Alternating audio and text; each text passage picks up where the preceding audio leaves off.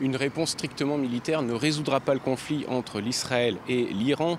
Il faut à tout prix éviter l'escalade dans la région, mais en même temps, il faut empêcher l'Iran de se doter de l'arme nucléaire. Et pour ça, il faut que tout le monde se rassoie à la table des négociations. Voilà le message qu'a répété Emmanuel Macron tout au long de la journée avec tous les chefs d'État avec qui il a pu s'entretenir également lors de ce Conseil de défense. Ça a même fait l'objet d'une déclaration commune entre la France, le Royaume-Uni et l'Allemagne. L'autre enjeu de ce Conseil de défense, c'est le sort des ressortissants français dans la région. Alors pour ceux qui sont en Israël, des avions charters vont être affrétés, puisque Benjamin Netanyahou a même confirmé qu'il rouvrirait l'espace aérien pour ce type de vol.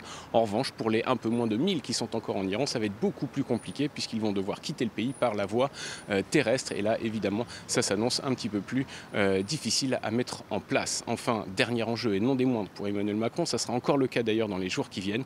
Comment faire entendre la voix de la France? Comment faire entendre la voix de l'Europe alors que le vieux continent est de plus en plus mis sur la touche par l'allié ou l'ex-allié américain? Et pour finir, Bruno Retailleau, le ministre de l'Intérieur, a appelé les forces de l'ordre à une vigilance encore accrue compte tenu du risque accru, a-t-il dit, d'attentats sur le sol français avec les récents événements au Moyen-Orient.